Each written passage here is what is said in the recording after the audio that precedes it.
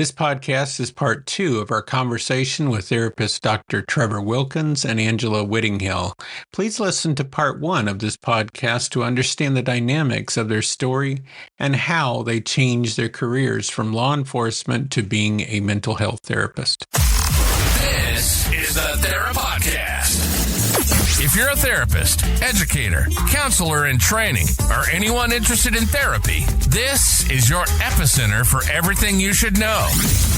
There are so many people in the world going through extreme mental and emotional issues, and we want to spotlight all the things we believe that work and the things that don't. They are wise sages, caring, intelligent, and are leaders in mental health counseling. The Therapodcast. And here they are, Drs. Martin Wesley and David Whittinghill.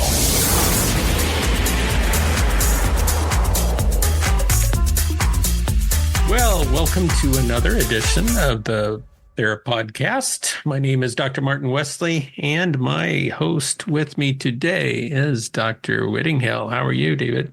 I'm good, Marty. Loved our last podcast, and I've heard at least, and I assume you've heard some very positive things about it. Yeah, I think stories, individuals telling about their stories and what happened to them can be quite powerful. Yes, I think the feedback that I'm getting is very similar to you. The comments people are making is that they like the stories of the therapists themselves explaining not just what happened to them, but how they came out of it and turned towards counseling, of all things. Yeah. Yeah. I of course, we know the individuals. One of them's your wife. Yes. But at the same time, hearing some of these stories, even if we've heard them before, is just quite powerful. Yes. The emotions involved, especially with people that we love and care about. It's hard to hear it again sometimes. Yeah, I can say it was for me, but it was something that I think that needed to be heard, needs to be known. So often we go into our offices as counselors assuming that everybody's come through the counseling process.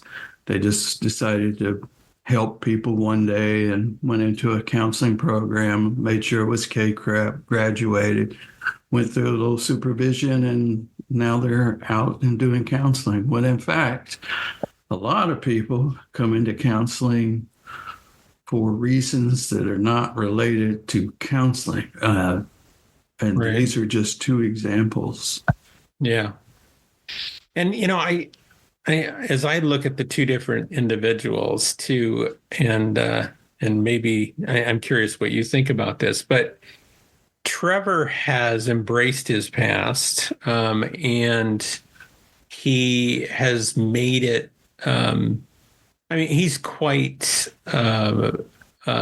powerful in his speaking ability. He's used this in workshops. And again, that past in some ways has made him who he is. Of course, all experiences do. But I would say, Angela, this is not something she talks about on a regular basis like Trevor has. Probably not with the general public, but with their clients, I would say yes. Okay, so she does talk about, some with her clients and stuff. Okay. Yeah, when those self-disclosures are necessary. Yeah, I think so. Yeah, I am curious, maybe as we talk throughout this episode, just about self-disclosure. When is a good time and not such a good time to self-disclose? I don't know if we wanted to talk about that now, but to me, that is some of the crux of how they even develop a relationship. I think for that, or I should say, for them, it's like because they self-disclose that they used to be a cop, that they used to wear the uniform, that is enough to tell the potential client that is also a cop, military, whatever, that they have earned respect and that they've gone through certain experiences, where most of us may have to disclose in a different way to actually earn that credibility with the client so that they'll come a second time. Yes, I think you're right. To some degree, we've talked about how that's very similar to working with people who have substance abuse problems. If you disclose that you don't have an addiction, or even say like, I've got an addiction to chocolate or something like that, you're going to lose credibility with that particular clientele. I also think that there's probably some language that they have and I think they talk about that to some degree, that they share with their clients that the civilian type counselors are not familiar with. Like, I'm thinking of like things like downrange and Right. Yeah, a cultural language, like you say, that. Yeah, they can share metaphors. They can share experiences that it does help build that therapeutic alliance, I think, very quickly. Mm-hmm. Yeah. Both of them, as they talked about, mentioned that there was many similarities between being a police officer, police work, and that of a counselor. And one of those is that idea that cops in many ways does try to establish a relationship, a rapport with individuals, but think that it's still at a different plane. I agree with them that establishing a relationship is similar, but I don't see that the client, or in their case as being a cop, they're the person that they approach. I don't think they'd call them a client. They may be called a suspect instead. I don't see that they would necessarily see them as at an equal position. No, probably not. But I take the point that they're saying that they need to develop some compliance. And to do that, they have to establish some type of bond, some type of relationship in the moment. Right. So that the person knows that it's safe, or that they're not in danger at that particular moment, or that they are in danger and they need to be compliant. So I guess it's non-voluntary compliance. Yeah, but no, that's a good point. Yeah, I guess that you can look at it from both perspectives. One, maybe they bring a safety that they're trying to have in the counseling relationship later, and there is that element of bringing safety as their guardians in a sense, as they were when they were a cop. So yeah, that's a good point. It's a real good point. Well, I'm thinking also of their work. Like if you're responding to a car crash, then they're put into the role of a sort of a crisis counselor. I mean, yeah, that's true. Yeah, they're trying to, at the same time, again, that double-sided coin. The other side of it is I'm also thinking, they're there for the crisis, but they're also, are they going to blame me? Are they gathering evidence that it was my fault instead of the other person, or whatever the case is? And I'm being careful with my words. Whereas a counselor relationship, hopefully we wouldn't have to be careful with our words per se. We could say whatever comes to our mind. Yeah. And not be judged by it so that's a little difference, I would think. Yeah, I would be fascinated to hear how they'd respond to that. Yeah, me too. I think there's also a difference between roles. We of course are coming from the counseling tradition, but I wonder if there's that, so I see a bigger gap there from a cop to a counselor than, say, a cop to a social worker. If that makes sense, because I see, a cop knocks on your door. You're thinking to yourself, I mean, potentially you're thinking, okay, they're gathering evidence, and they're not necessarily, they could be my friend. I may have called them, and I appreciate them coming, but if they knock on your door without necessarily being called, I'm not sure that their presence is welcome. And I would say that maybe the same related to a social worker, at least by title. Many times that they may not be the most welcome. You start hiding your kids in a sense. But I don't see that with at least the title of counselor. It seems like that's a little further away, that we don't work for anyone else, or our client is that individual in front of us, not the state, not the city, the county. Whereas many times other therapists, licensed therapists are employed by others, and we are not necessarily their client. Yes. So that's a good point. And I think it's one that I think they both agree with. I'm wondering, though,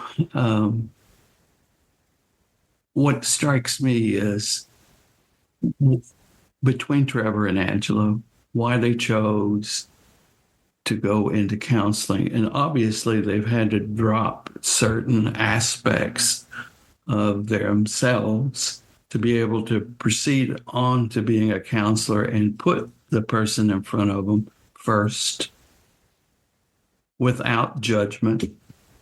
Yeah. And I think Angela talked about that probably the most, in that she was saying that that when I'm with my clients, I allow them, I make space for them, allow them to talk about the weather, whatever, when we're getting started, so they don't feel the pressure of necessarily needing to tell me the story, like talk to the wizard, I guess would be the term that they would use in the military.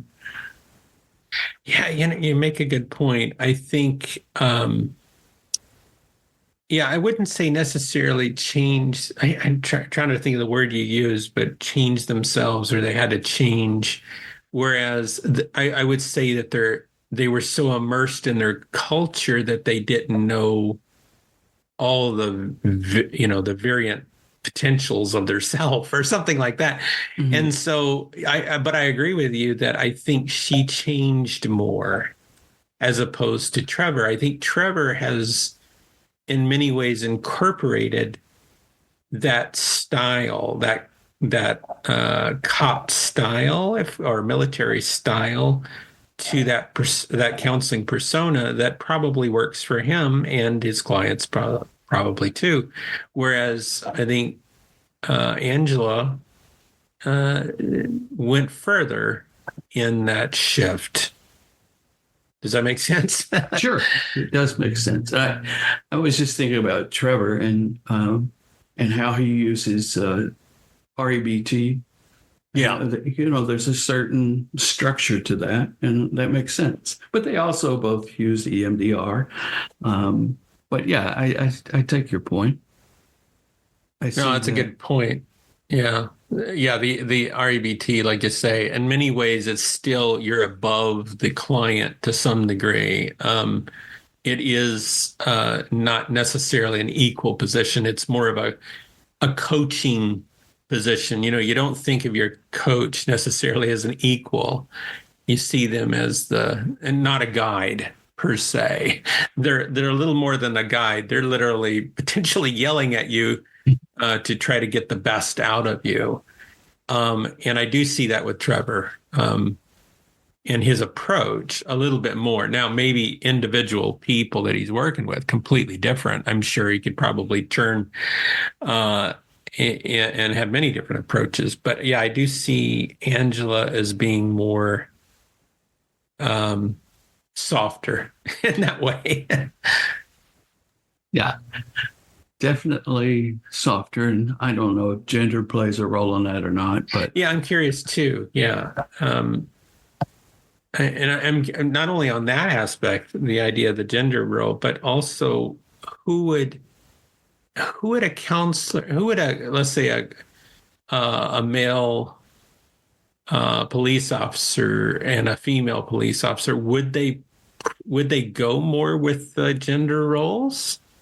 Would a female prefer seeing Angela as opposed to Trevor, or would there be, I'm curious whether that would play a major role, because I do see, and I know Angela talked about it, whether it was this time or last, that she did see that she was not she was treated differently being a female cop.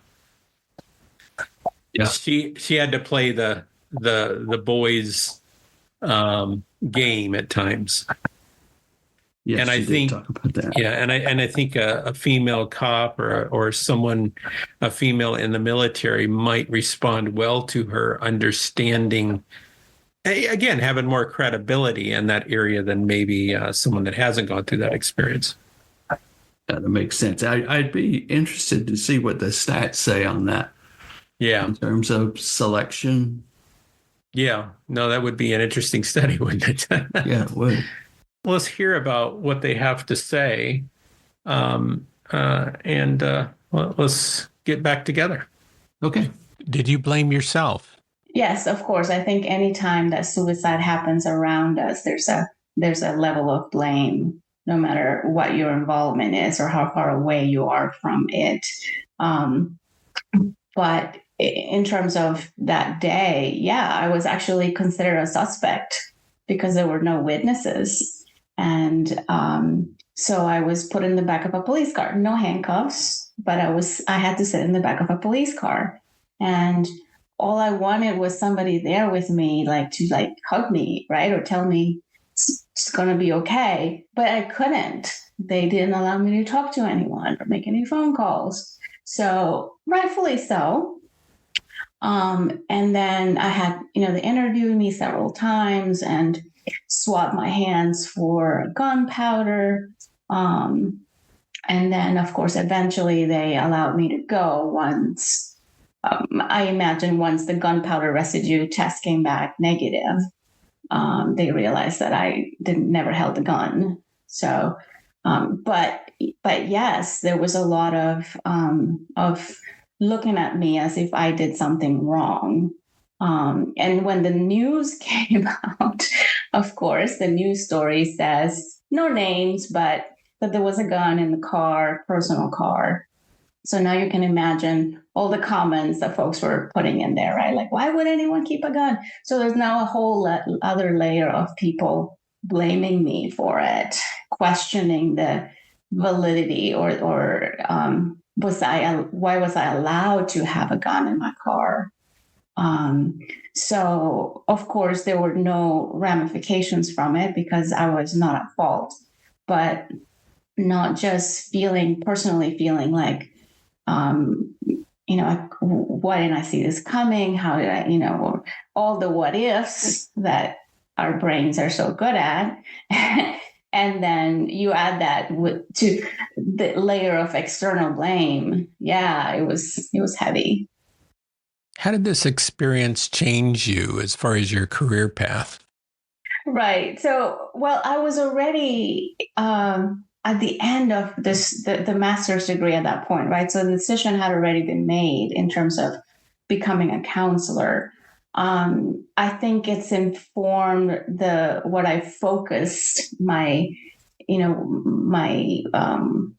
services on, right? It's definitely been driven by that. And it's played a huge role in the type of therapy that I offer my clients who have, dealing with PTSD.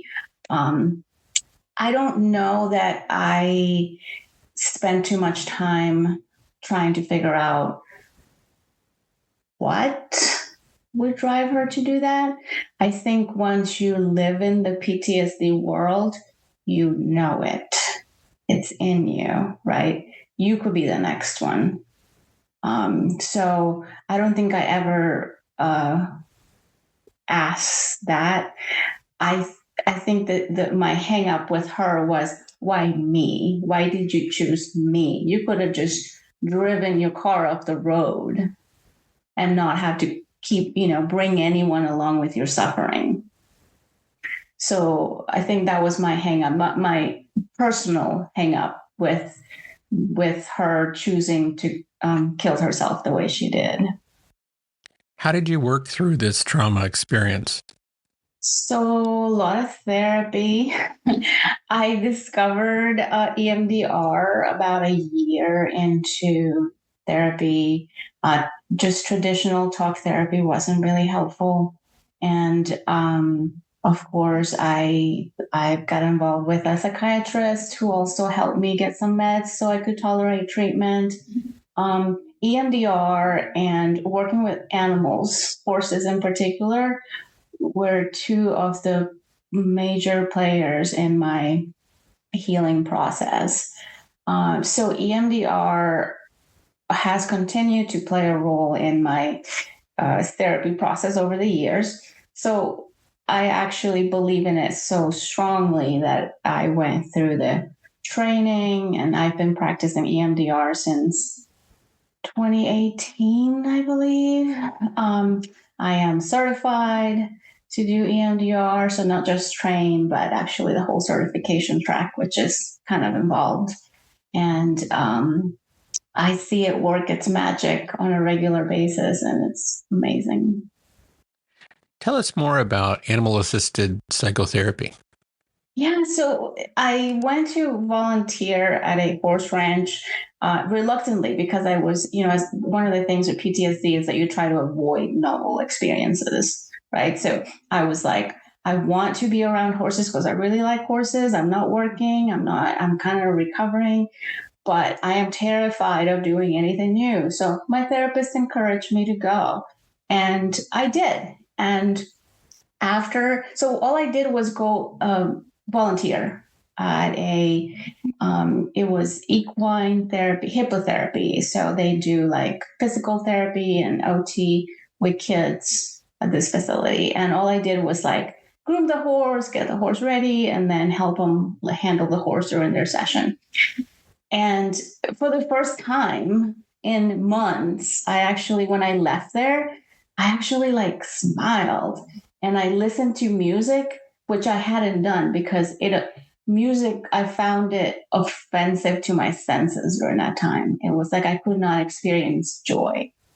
So I knew that whatever was happening there was good, and I continued to do it. And there was no real, it wasn't a real intervention, right? There was no therapist. There was no formal work. It was just me being around the horses that had that effect.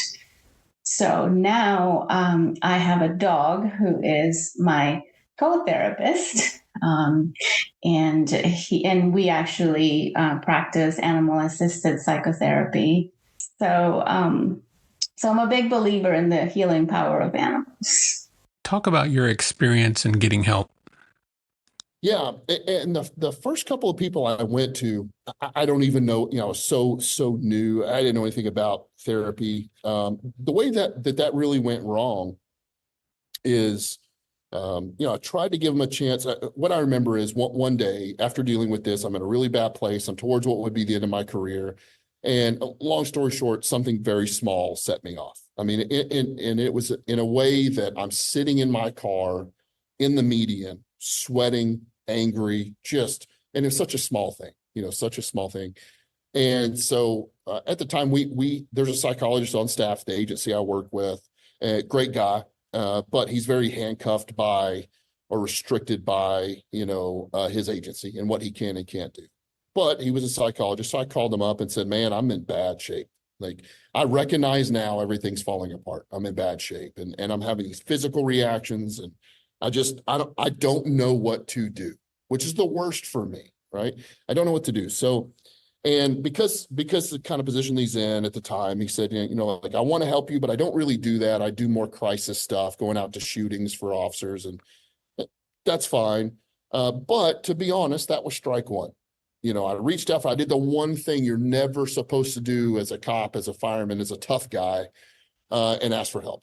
And I finally said, I need help. So there was strike one. So he gave me the name of a couple of people that might be able to help, people he went to school with. And the first lady I went to, very nice lady, good therapist. But when I told her about that car wreck, which I felt was what started everything, she cried. And it's okay to have empathy with your clients. But if I'm not crying and you're crying, now I'm in caretaker mode. Right. I go right into caretaker mode. So it just wasn't a good fit, and that's okay. Some aren't. So I go to the next one, and, what I know now with therapy, he was a marriage and family specialist, but he was somebody that the psychologist friend knew. So I went to him and I had a couple sessions, and we had a good conversation, but eventually he kind of said, in his own way, like, I don't know what to do with you, and I don't know where to send you. Right? Like, whether this is PTSD or anger, or like this is just not my forte, and I want to help, but I don't know where to go with this. Well, that was strike three. The lady was 2, he was strike 3, right? So here I am, I've reached out for help, which I'm never supposed to do. I've had 3 strikes now. I'm just going to go figure this out myself, was my mentality. And looking back, again, we just weren't good fit as a client and a therapist, and, but you don't know what those letters mean, and you don't know who's what specialty, and even if they are that specialty, and so the schooling at least helped me get a grip on the understanding of where some of this may be coming from, or at least an underpinning of this can go wrong, right? You've both been involved in education and testing for a long time. Of course, the master's degree doesn't give us every tool we need in order to be a great therapist, but it gives you the beginning, right? It gives you can go be a specialist now because you have an idea of what you're doing and where you're going, and how this all started. Well, that was great. It definitely helped me become a good therapist, but I also was seeing people like me come in, and I didn't necessarily even still have the tools specifically to deal with that. So I was doing a lot of cognitive therapy. That's something you get really introduced to when you're a new therapist, and some behavior therapy, just some different things to get me started.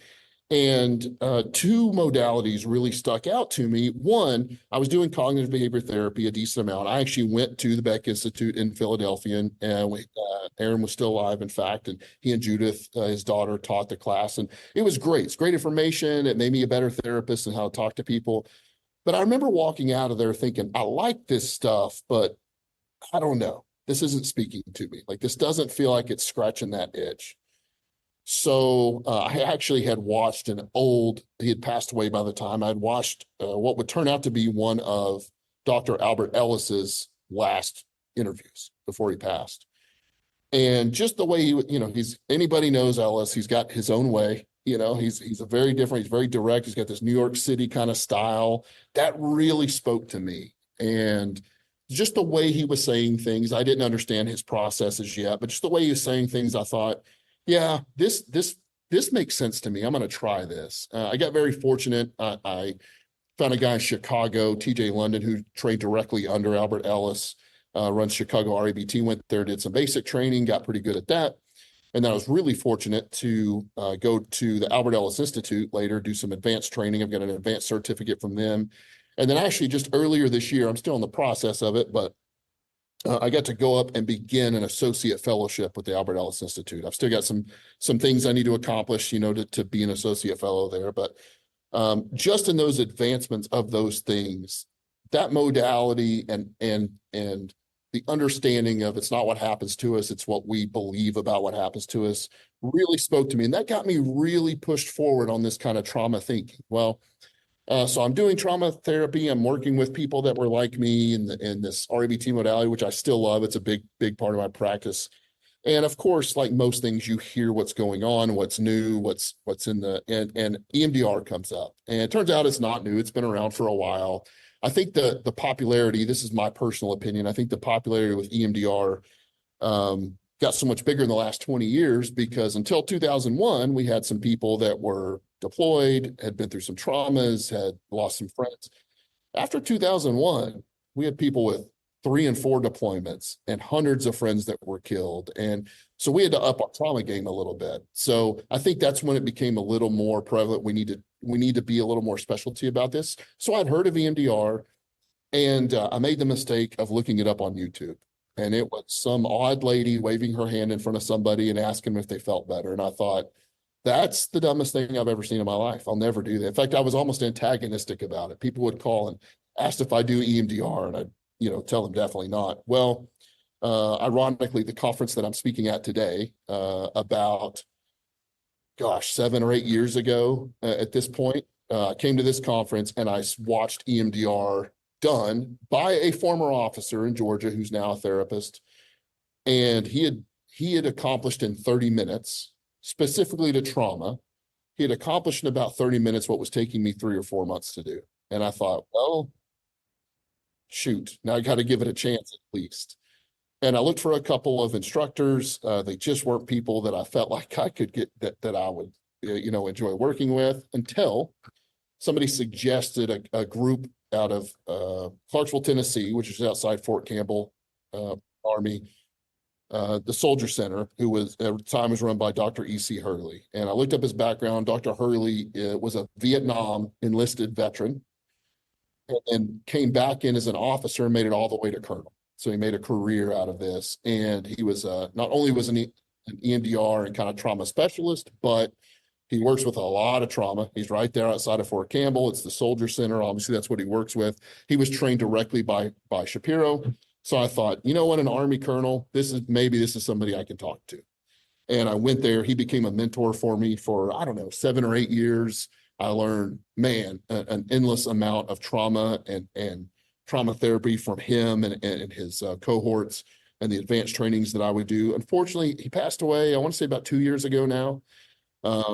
Still in his 80s, still could probably kick my butt. He was one of those tough guys, but I learned a lot from him, and that's what really helped me hone that skill into kind of the trauma world. I don't think EMDR is for everything. I think, to be perfectly honest, I believe that sometimes it's a little overused. It has its strengths, it has its weaknesses, like everything else.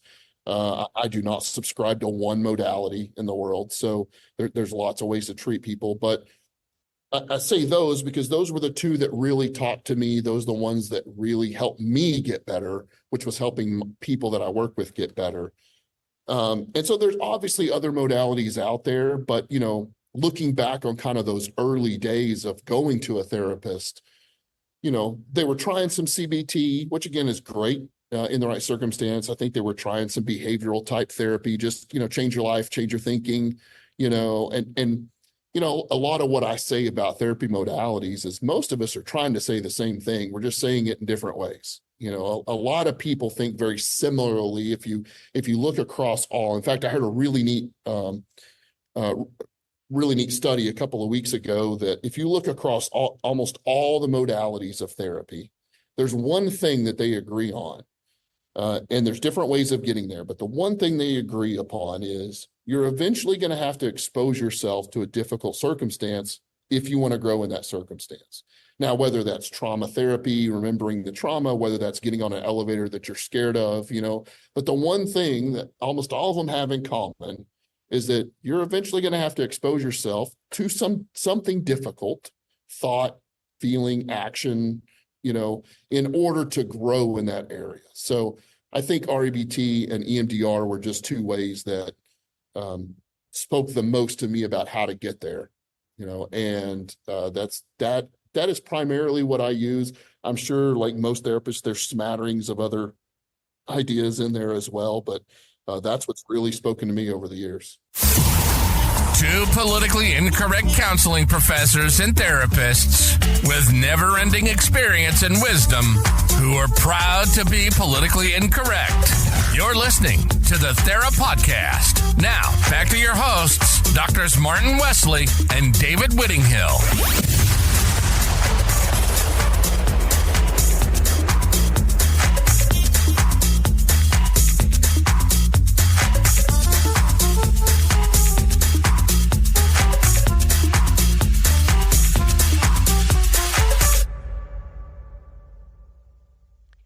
In the next segment, we ask Angela and Dr. Trevor about counseling cops and those in the military. We will start with Angela. We asked her first if there were any challenges or negative experiences in being a cop that did not translate well in being a therapist. There's none I can think of. I think at the beginning of that journey for me, the negative would have been for me because there were times when the experiences were a little bit too close. And I found that triggering at times. But now, as the years have passed, I really don't see a negative in any way. If anything, actually, it's a super positive thing, and it really allows my clients to feel more comfortable and talk to me about stuff because think about how so the general public, right, they go around feeling things and they don't really have language to put that into words. So now you have a therapist and they say, you must be feeling A, B, or C, and it might be, and then all of a sudden you're like, oh my God, like I've never put it into words that way before. Like it could be so validating and affirming, right? So I find that that is actually what I can bring to the table more so than any negative aspects. Yeah, and I think that's a part of it I'm not sure my experience is it's the same as what you're describing. I think it's more like I've heard so much already. Like there's very little you can say to me as a client that it's going to make me go, oh my God, I can't believe that. Or, right. I find that my clients are really turned off by people who have big emotions when they explain, say, something that happened to them, like downrange, right? Like when you're at war and you're doing some horrible things and you're telling your therapist that, and your therapist starts crying or something. It's like, okay, well, this is not going to work. So I can hold space for them, but I can still remain I guess that creating enough of an emotional distance so I can still validate and help, but it's not my experience. I don't have to agree with you to validate you as a human or as your struggle. I wish it was that easy. It was like a magic, this is your solution. Well, I think it starts with if you're having a client come in that has combat PTSD or has seen combat, and if that's not in your wheelhouse, then you should probably not even take that client and refer them out.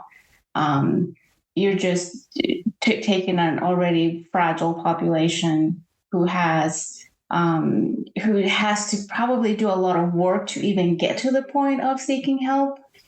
And now you're going to take them in and then realize you can't help them and then refer them out. So put yourself in the shoes of that client, right? Chances are that you're probably not going to follow through with another therapist and you're going to tell your story all over again. I joke with my clients that if I ever went to another therapist, I would just make a PowerPoint presentation and say, here, watch this. So I don't have to go through that. So I guess if it's not in your expertise, I would say don't even go there. Unless it's a crisis situation and somebody needs help right now, right? And you're the nearest person. But it's okay to feel like have a poker face sometimes. I think it's a super helpful skill as a therapist because I don't know about you guys, but when I tell stories to my therapist, I don't want to look at her face and look like, oh my God, I can't. Is this a movie or is this real life? Like, oh my God, it doesn't feel good. So practice your poker face so you can still have some kind of facial expression, but it's not completely aligned with what you're thinking. Mm-hmm. Right. Yeah. I think any expression or anything that you say can come across as judgment in that time.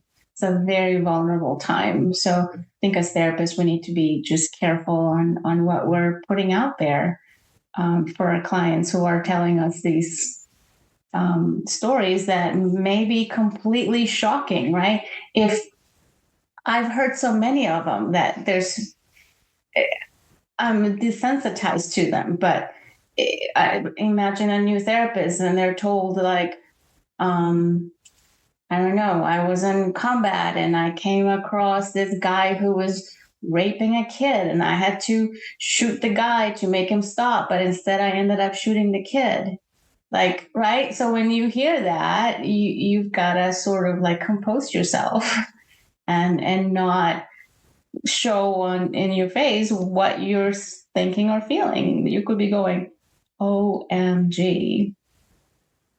Because it's not about you, right? And it's not about us ever. Whether the story is about I was late for work and I was stressed out, or it's something like what I just said, it's still never about us. So our emotions really play no role.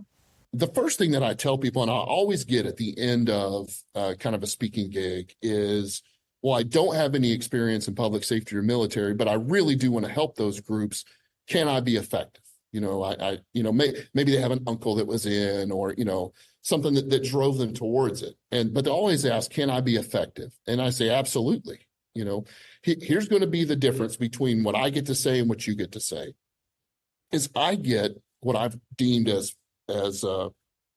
borrowed credit, right?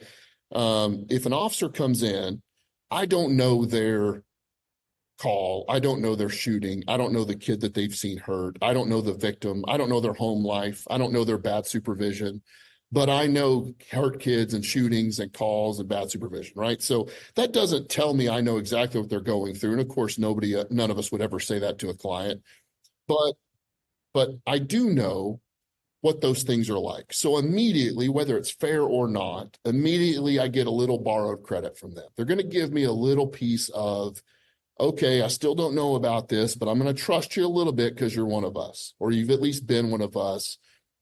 And really what that helps with more than anything, because I don't know their call or what they're going through, but what it's really helped me is the complaint that I will usually hear is, I went to a therapist. I feel like we spent 4 sessions talking about what it was like to be a fireman or a cop or, in the military. And while some of that information is absolutely going to be important to find out where they are, where are they going, what are they doing, if they feel like they have to explain it all and it takes 4 sessions and the therapist still doesn't understand, they feel like they can't be helped, which is exactly what I felt, right? I don't think that therapist was trying to tell me I was broken.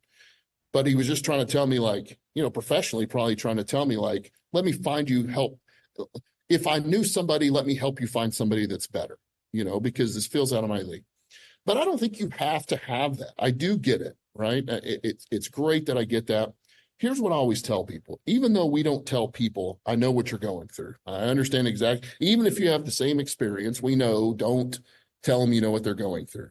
But here's what you do know. I bet you know what it's like to feel like you're drowning and you got one nostril above the water. Everybody's been there, right? And be willing to say that I don't know what it's like to be a cop. I don't know what it's like to be in the military, but I know it's hard. And I do at least know what stress and trauma do, and the other piece that I add to that, I think that takes an edge off. The other piece that I typically add to that is your there's no generic or general clients, but let's say somebody who's not in public safety, right? I probably don't have a similar life to a homemaker, stay-at-home mom, raising 2 kids. They're doing homeschool.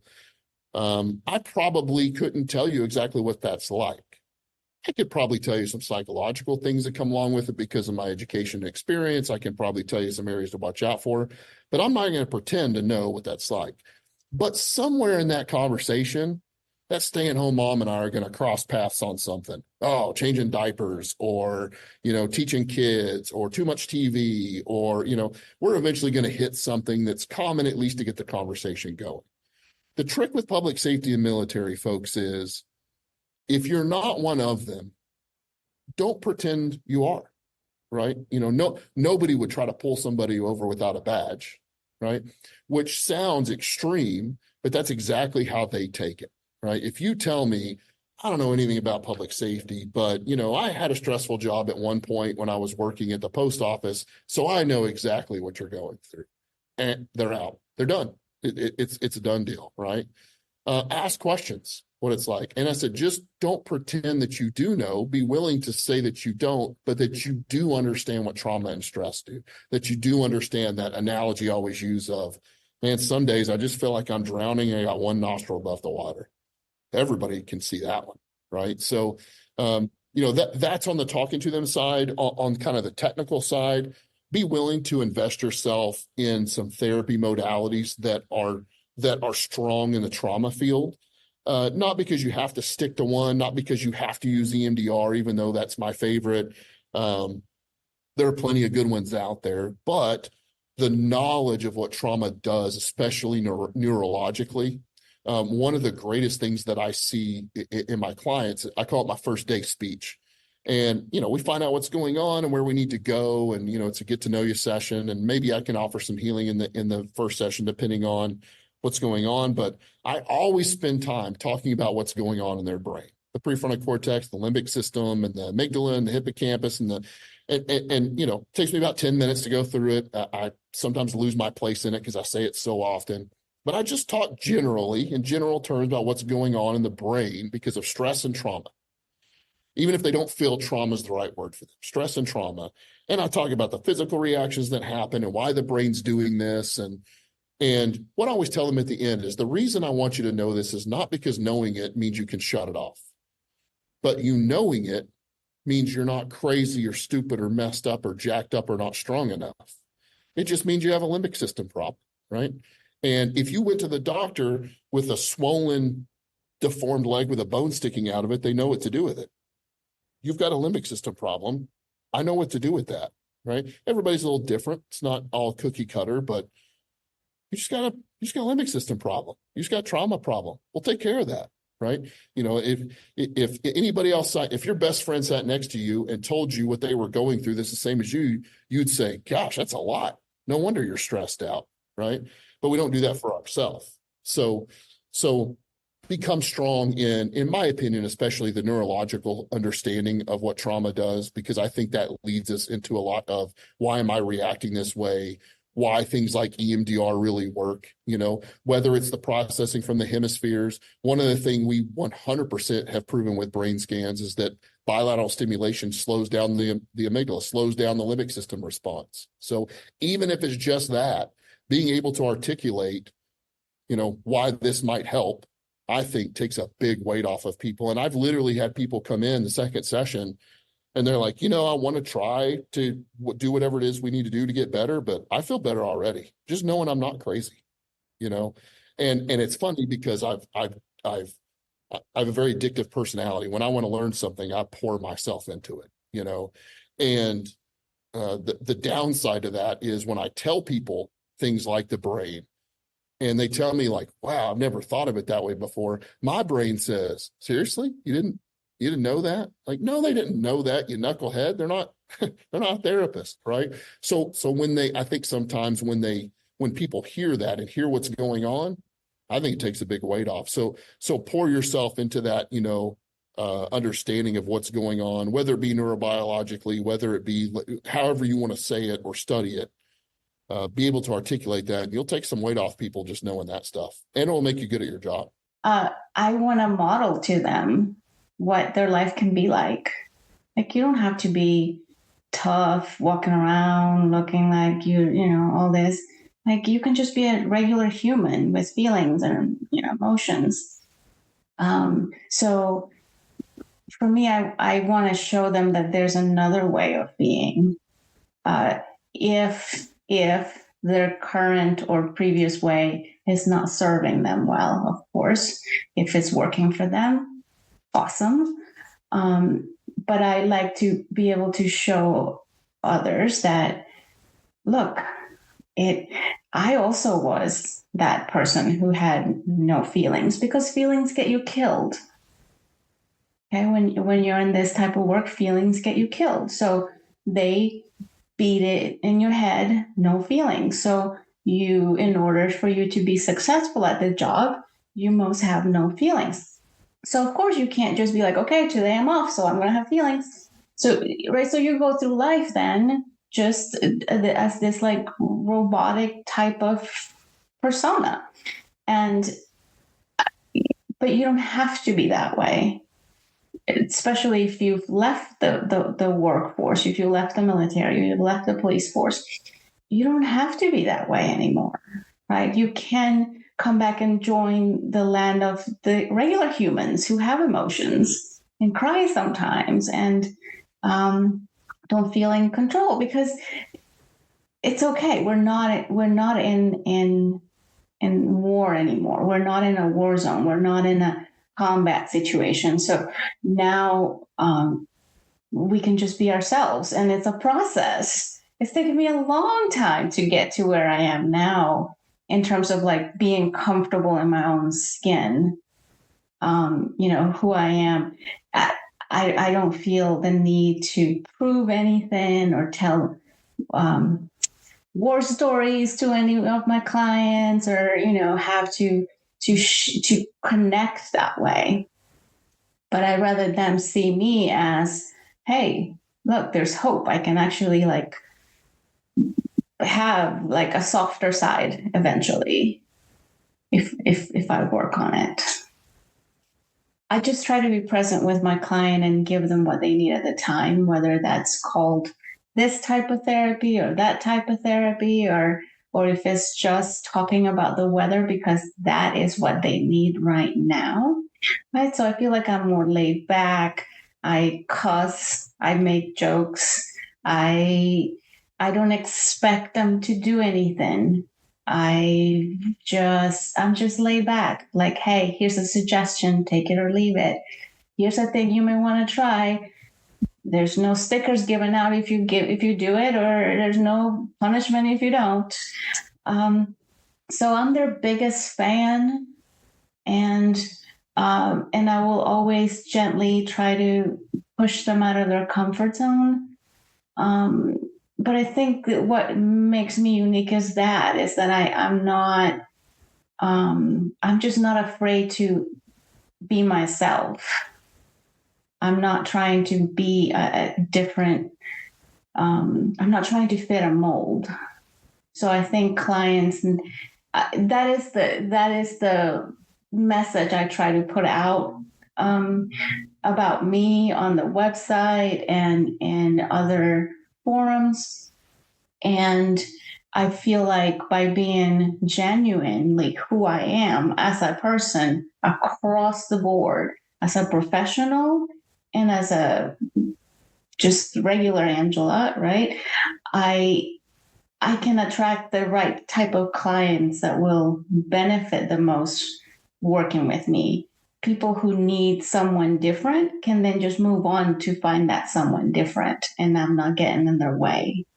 The similarities in the jobs are kind of interesting. One, which is not necessarily the theory of it all. Somebody asked me the other day, like, what translated best? What translated best from public safety, law enforcement, EMS, to being a therapist? And what's helped me the most is that's given me ability to talk to anybody, because in a given moment, I may be in a crime-ridden part of town dealing with a shooting, and 30 minutes later, I'm in a low crime area of multi-billion-dollar homes, and somebody's mad that grass clippings are on their driveway or something, and you gotta treat both of those respectfully, whether it's the high crime area with the difficult crime or the low crime area with somebody who's upset about something that doesn't really hit our radar as criminal. You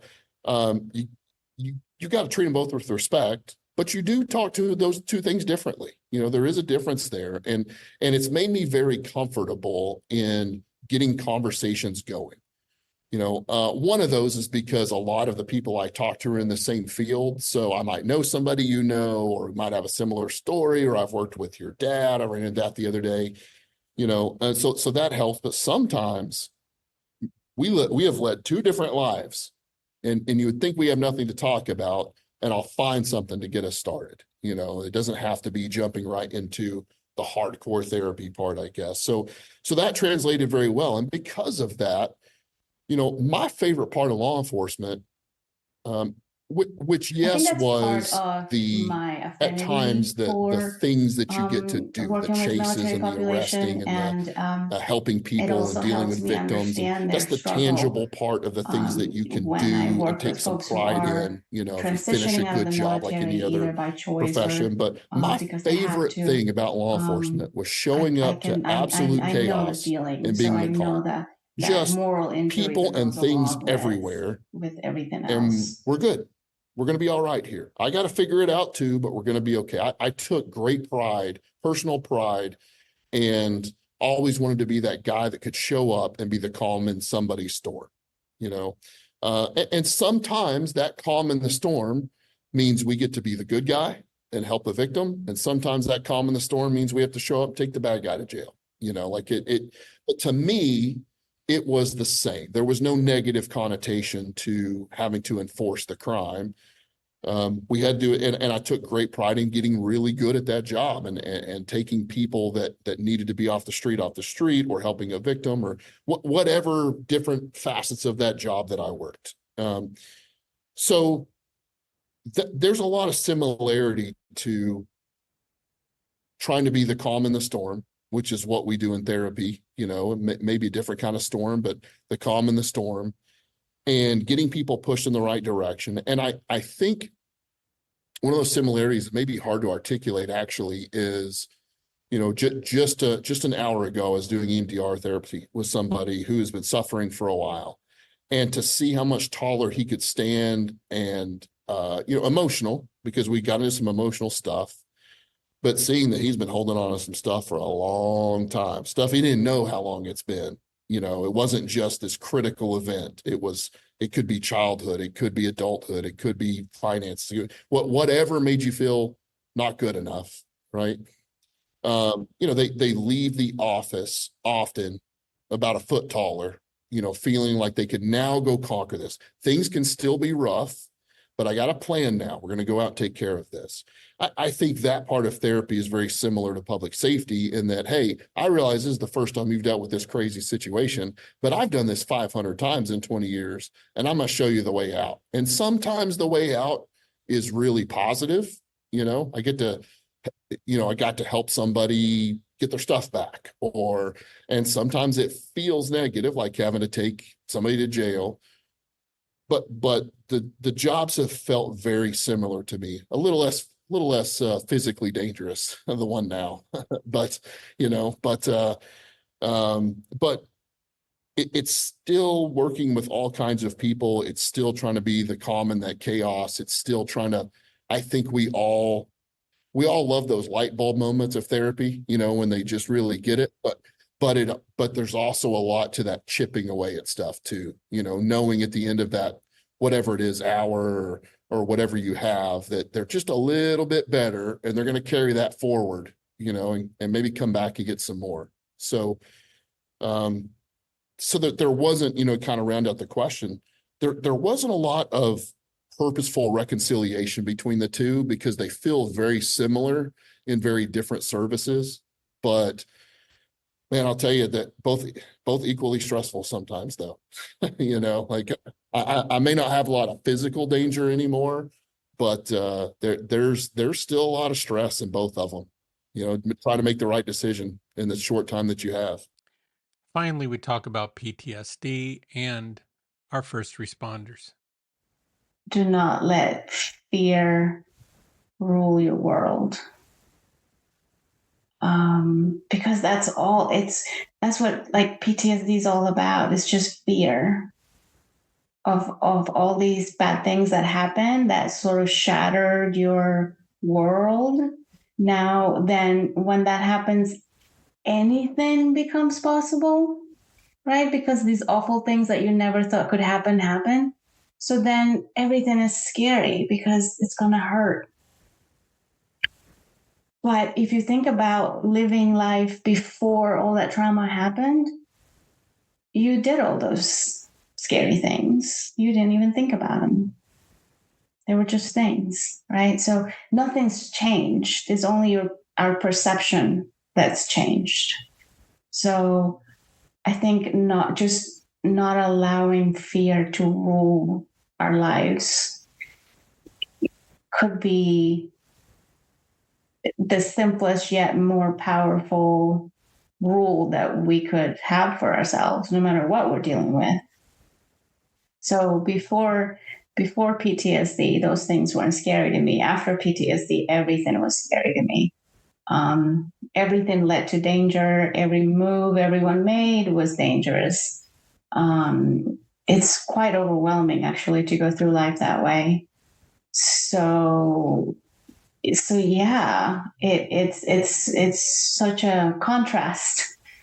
And actually, to that point, I feel like now, 10 years, 11 years, actually almost into it, I've actually finally been able to kind of go back to living my life that way, where if something is creating fear, I actually purposely put myself in the way of that thing.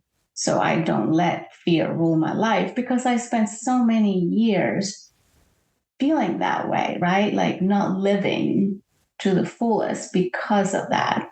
So now I'm finally in a space where I can take charge again and not let these thoughts, like if you should be afraid of something, sure, you should be afraid of it. Like, I'm not saying, don't be afraid to walk in front of a bus. Definitely not saying that. But, not doing new things or trying new things, for example, because of that fear of rejection or failure or what have you. Those are the type of things that I'm grateful that I'm able to once again sort of feel more in control of. So I feel like once you cross the line on certain things, you can't go back, right? So once, like the adrenaline thing that you're talking about, as a cop, right? You like live off of it. Like there could be days when you're just like, that's it. And then you transition into civilian life, and now you're expected to sit at a desk and do a regular job 9 to 5, and your body is like, whoa, wait a minute, what is this? Right? And it could be dangerous, because it could drive you to also seek that adrenaline through maybe put yourself in harm's way by doing so. But when you're especially dealing with like a PTSD situation, it just adds so many more layers to the puzzle, to the confusion, to the your ability to integrate back with like society. Like, how do you do that? How do you go from being in combat to coming back to, I don't know, put up produce at the grocery store? I mean, I can't imagine that. That has been super helpful. Yeah. And that is one thing that I in mindfulness, I remember in grad school, that was like, there was so much research being done at the time about mindfulness and military, excuse me, that a lot of the papers I ended up doing would be on mindfulness. I not necessarily intentionally, maybe out of just path of least resistance. But now it's actually something that I feel like I bring to my clients' lives on a regular basis, and is very possibly one of the things that helps them the most, to be able to teach them how to get out of their heads, stop living within the confines of your skull and come back to what's in front of you, right? And we all want to do that, but it's like, how do we do it? So I try to teach them, how do we do it? And it is a great, it's it. That's it. That's the tool. That's the ticket. There's way more to it. It doesn't have to be the big T event. I think sometimes hearing from people that it's a series of life things that'll get you in this place too. What we call, there's big T trauma, which is 9/11's, car crashes, the things people think of, but there's little T trauma, adverse life events, divorces and finances and school. And, like, I said before, I'm a professor at the graduate level. There's some people going through some trauma right there. It may not be 9/11. It may not be, they may not, but I was just talking to somebody earlier today. They were like, I'm thinking about going back and getting my PhD. And I think my spine just like shrunk up immediately. Oh my gosh. That was such what a process, As a cop, you work a 12-hour shift, and all you do is deal with people's worst days of their lives. Okay? Could be as simple as a traffic ticket or a death or there's a whole range, right? And as a cop, you're human and you can only do so much. And if you're already on high alert, you're tired, you've dealt with a certain number of things during the day, and then put in the right conditions, we're all able to do things that we're not proud of, right? It's like when people ask you, does your dog bite? Well, he has teeth. He has the ability to bite. Has he bitten anyone? No, but that doesn't mean that he can't or won't, right? So as human beings with limitations, and then other people having terrible experiences and being difficult to deal with, I mean, there's only so much that even a good cop can take before they make the wrong choice. Yeah, there definitely needs to be more help for dealing with the emotional damage that comes along with day in and day out seeing horrible things. What you just described, like I can watch people die, people have a baby, somebody lose an arm, somebody wreck a car and die, and go tell somebody that they're getting evicted in one shift, right? That's a lot for any human, no matter how out of touch with your emotions you are. So there needs to be railguard, processes in place that say, okay, well, you had this kind of call, then maybe you need to take a couple hours off, or some kind of attention to the fact that we're not designed to go on a daily basis dealing with death and destruction. Right. So not waiting until the cop ends up committing suicide on duty for them to go, oh, maybe people need to talk to someone. No, left to their own devices, cops will never go talk to anyone. Okay, because of the stigma associated with it. Because the culture is, you don't understand me, and I'm not going to sit here and explain myself to you so you can understand me. So I'm not even going to deal with you. Right. It's valid. It's a completely valid response. Like I was saying earlier about bringing a PowerPoint presentation to the next therapist.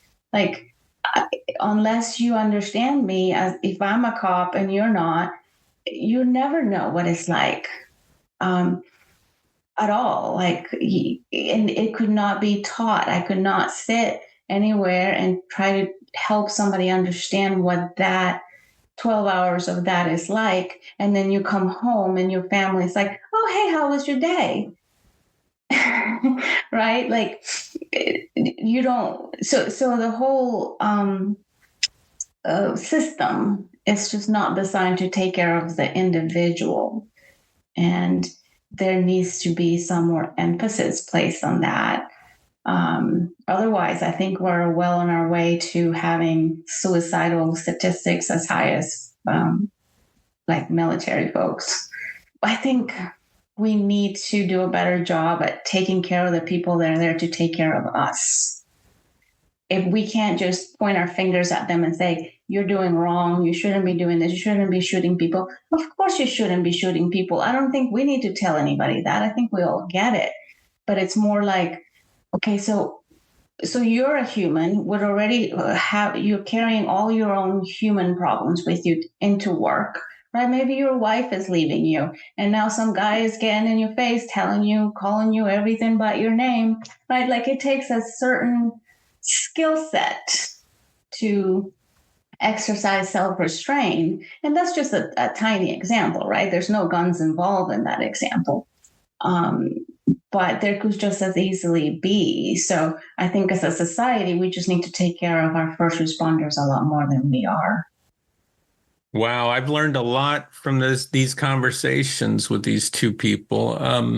What stood out to you, David? Marty, I think what stood out to me the most is the fact that both of these individuals, both Angela and Trevor, can meet their clients where they are. Yeah. It's clear to me after listening to them that the military and police individuals who work in those occupations, as a prerequisite, must, at some level, turn off their emotions to be able to do their jobs. And then they're overwhelmed by them, by not only a traumatic event, but it sounds more like many traumatic events throughout the day that add to those events. So when an individual shows up, they show up not with just one trauma, they're showing up with multiple traumas. And how do you come to therapy if you feel like you can't explain what it's like to be a police officer or somebody who served in the service to a counselor? Yeah. No, I think the way I think they both were explaining is while counselors that haven't had that experience of being in the military or, as a police officer in the past, you have to be very intentional about knowing and understanding the experiences that they're going through. Because I think the way Angela said it well is she said, these are human people with all the human problems. And then they have all this extra that happens in their career. Yeah. And I heard both of them say that, I heard Trevor say also that he was there to be able to find something in common with the client who came in the room, regardless of what the individual was. He might not know anything about them, but he could find a connection, a human connection.